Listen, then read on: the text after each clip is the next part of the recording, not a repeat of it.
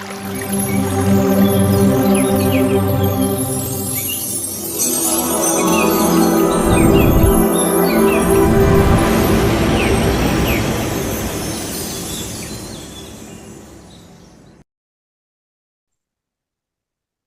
లో పాల్గొన్న ప్రతి ఒక్క ఆత్మ బంధువులందరికీ ఆత్మ ప్రణామాలు మాస్టర్స్. మన గ్రాండ్ మాస్టర్ అయినటువంటి మహోదర్ బాబాకి, అలాగే మన ప్రియతమ గురువు అయినటువంటి పత్రిజీ మాస్టర్కి, స్వర్ణమాల అమ్మగారికి, మన group Mahodar foundation co founder అయినటువంటి రంగనాథ్ మాస్టర్కి, నన్ను ధ్యాన కుటుంబంలో పరిచయం చేసినటువంటి పులి రామ్మోహన్ రావు సార్ గారికి, చంద్రకళ మేడంకి, సురేష్ సార్కి నా ఆత్మ ప్రణామాలు తెలియజేసుకుంటున్నాను. థ్యాంక్ యూ మాస్టర్స్, నాకు ఇంత మంచి అవకాశాన్ని ఇచ్చినందుకు. ఈరోజు మనం బ్రెయిన్ గురించి మేడం చెప్పారు కదా. బ్రెయిన్ ఎంత అవసరమో మన బాడీలో, దానికి కావాల్సినటువంటి గ్లూకోజ్ కూడా మన బాడీలో గ్లూకోజ్ గురించి తెలుసుకుందాము. ఎంత గ్లూకోజ్ ప్రాధాన్యత ఏంటి, గ్లూకోజ్ ఎలా ఉంటుంది, ఎలా తయారవుతుంది, గ్లూకోజ్ ఏంటి మన బాడీలో, దాని పార్ట్ ఏంటి అనేసి తెలుసుకుందాము.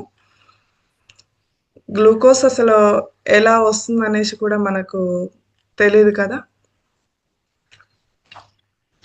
ఏంటంటే శరీరంలో గ్లూకోజ్ ఎలా నియంత్రించుకోవాలి, దాని గురించి మొత్తం గ్లూకోజ్ సంబంధించిన జ్ఞానాన్ని మనం ఇప్పుడు తెలుసుకుందాము. చెట్ల సూర్యరశ్మి, అలాగే కార్బన్ డైఆక్సైడ్, వాటర్ని తీసుకొని, అవి తీసుకున్నప్పుడు చెట్లకి వాటి మధ్యలో జరిగే ప్రక్రియను ఏమంటారంటే ఫోటోసింథసిస్ అని అంటారనమాట.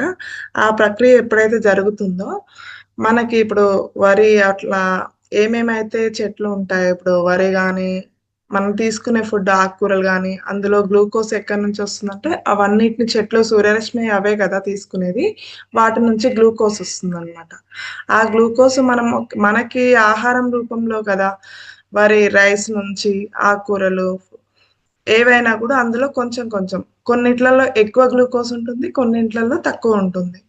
రైస్లో ఎక్కువ ఉంటుంది, కానీ మనం ఎట్లా పాలిష్డ్ రైస్ తీసుకుంటున్నాం ఇంకా ఎక్కువ ఉంటుంది. నార్మల్గా బ్రౌన్ రైస్, రెడ్ రైస్ అలా ఉంటుంది కదా, అందులో చాలా తక్కువగా ఉంటుంది అనమాట. మనకి ఎందులో ఎంత ఉంటుంది అనేసి తెలిసినప్పుడు ఇప్పుడు మనం ఏది ఎంత క్వాంటిటీ తీసుకోవాలనేసి మనకు క్లియర్గా తెలిసిపోతుంది అనమాట.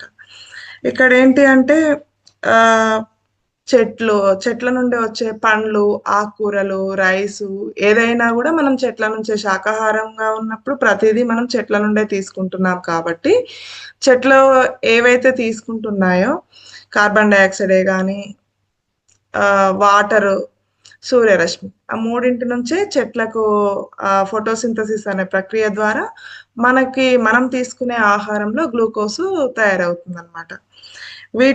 అందులో గ్లూకోజ్తో పాటు మినరల్స్, విటమిన్స్ మినరల్స్ అన్నీ మనకి వస్తాయన్నమాట మనం తీసుకునే ఫుడ్లో. అవన్నీ ఏంటంటే మనం ఫుడ్ తీసుకున్నప్పుడు మన బ్లడ్లో కలిసిపోతుంటాయి.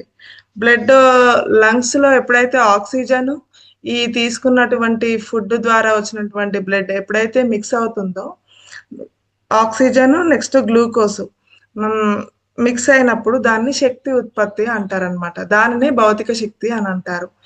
ఆ గ్లూకోజ్ నెక్స్ట్ ఆక్సిజన్ ఎప్పుడైతే మిక్స్ అయినప్పుడు ఆ శక్తి ఏంటంటే మన కణాలకి శక్తి లాగా, ఇప్పుడు నార్మల్గా కణాలు ఉంటాయి, వాటికి శక్తి ఎక్కడి నుంచి వస్తుందంటే మనం తీసుకున్న ఆహారం నుంచి.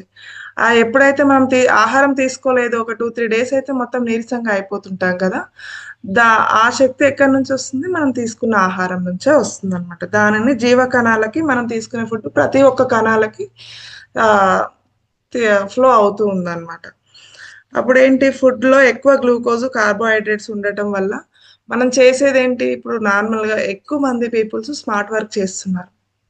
హార్డ్ వర్క్ చేసే వాళ్ళకి గ్లూకోజ్ ఎక్కువ అవసరం, కార్బోహైడ్రేట్స్ ఎక్కువ అవసరం.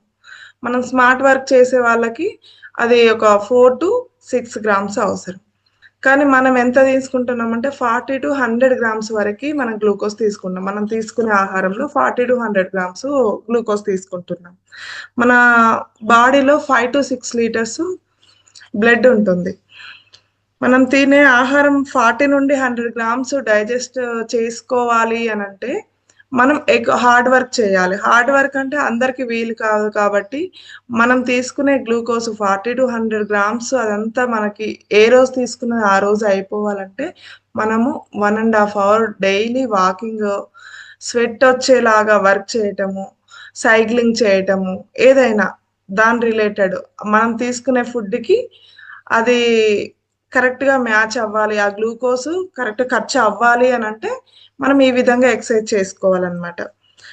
అలా చేసినట్లయితే మనకి ఇప్పుడు కొలెస్ట్రాల్ ప్రాబ్లమ్స్, అది బ్లడ్ ప్రెషర్ అది ఉండదనమాట. బ్లడ్ ప్రెషర్ ఎప్పుడొస్తుందంటే, మనం తీసుకున్న ఆహారంలో గ్లూకోజ్ ఎక్కువయ్యి, అదేం చేస్తుంది గ్లూకోజ్‌ని, కార్బోహైడ్రేట్స్‌ని మనం ఖర్చు చేయనప్పుడు అది కొవ్వులాగా మార్చేస్తుంది. కొవ్వు కొలెస్ట్రాల్ ఎక్కడెక్కడ మనకి తొడల దగ్గర, ఆర్మ్స్ దగ్గర, మనకి నడుము దగ్గర అక్కడక్కడికి లివర్ మొత్తం దాన్ని సెపరేట్ చేసేస్తుంది. ఒకే దగ్గర ఉంచుకోదు కాబట్టి, బాడీలో మన పార్ట్స్ ఎక్కడెక్కడైతే దాన్ని చేర్చాలో దానికి కావాల్సినంత పెట్టుకొని మిగతాదంతా సెపరేట్ చేసేస్తుంది. అప్పుడు మనకేంటంటే రక్తనాళల్లో అంతా అయిపోయిన దగ్గర తర్వాత రక్తనాళల్లో సన్న లేయర్‌గా ఆహ్, కొవ్వు అనేసి సన్న లేయర్‌గా ఫార్మేషన్ అవుతుంది. అలాంటప్పుడు బ్లడ్ సర్క్యులేషన్‌కి ఇబ్బందవుతుంది కాబట్టి, బ్లడ్ సర్క్యులేషన్ ప్రెషర్‌గా రావటం వల్ల మనం దాన్నే బీపీ అంటామనమాట. బ్లడ్ ప్రెషర్ అంటే ఏంటో కాదు. కొవ్వు ఎక్కువ కావటం వల్లనే ఈ రక్తనాళాలకి స్ సరిగ్గా సిస్టము కానప్పుడు మనకు ప్రెషర్ ఎక్కువవుతుంది కాబట్టి దాన్నే బీపీ అంటారు. ఈ బీపీ మన ఆహారంలో తీసుకునే ఆహార పదార్థాల వల్లనే మనం తగ్గించుకోవచ్చనమాట. మనం ఈ బ్లడ్ ప్రెషర్‌ని తగ్గించుకోవటము, ఇవన్నీ కొవ్వు ద్వారానే. అంటే మనం తీసుకునే గ్లూకోజ్ ఎక్కువ కావటం వల్లనే వస్తుంది. అలాంటప్పుడు మనం ఏం చేయాలి? పీచు పదార్థాలు ఎక్కువ ఉండే ఆహారం తీసుకోవాలి.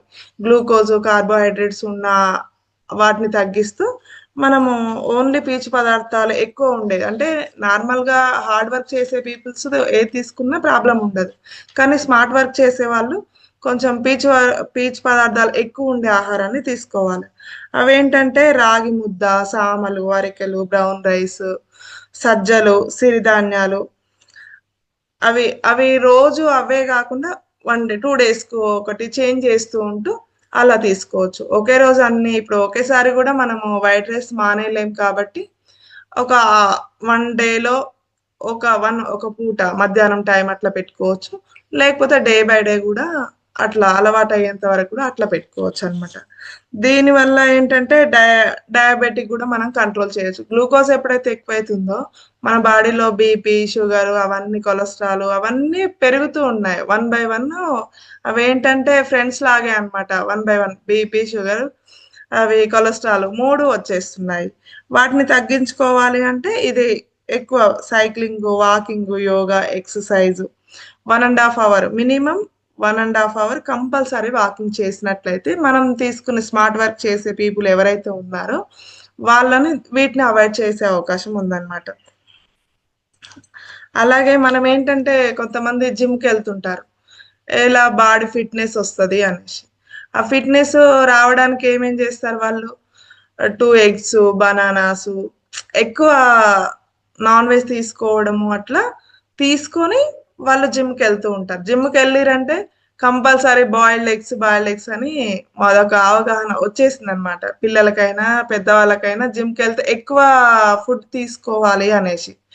అంటే ఆ ఎక్కువ ఫుడ్ తీసుకొని అక్కడికెళ్ళి జిమ్‌లో ప్రాక్టీస్ చేసేదానికంటే, మితంగా ఆహారాన్ని తీసుకొని, ఇవన్నీ వాకింగు, ఎక్సర్‌సైజు, యోగాసనాలు అవన్నీ చేస్తూ ఆరోగ్యాన్ని కాపాడుకోవచ్చనమాట.